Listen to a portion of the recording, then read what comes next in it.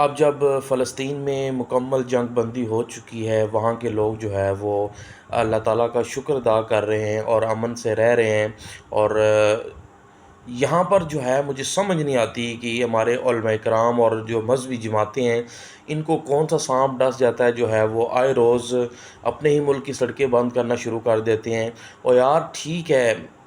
فلسطین کے ساتھ اظہار یکجہتی کرو، لیکن یہ جو ملین مارچ ہے اس کا کیا مقصد ہے؟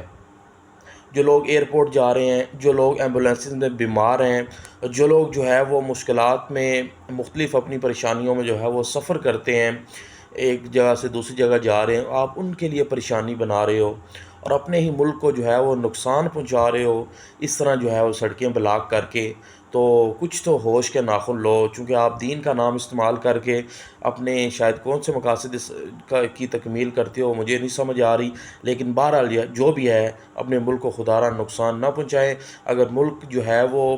بڑی مشکل سے کہیں ترقی کی راہ پر گامزن ہوا ہے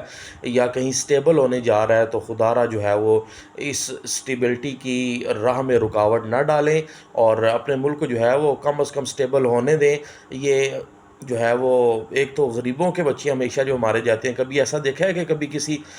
جو بڑے اکابر کا جو ہے وہ رشتہ دار، بیٹا، بھائی اس طرح سے جو ہے وہ مرا ہو؟ تو خدا را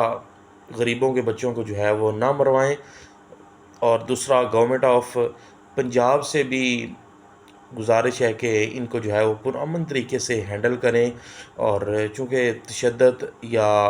جو بد امنی ہے یا جس طرح کا یہ رویہ روا رکھا جا رہا ہے، یہ جو ہے وہ کسی بھی صورت مناسب نہیں ہے، اور یہ پوری دنیا میں پاکستان کا جو ہے وہ امیج خراب کر رہا ہے۔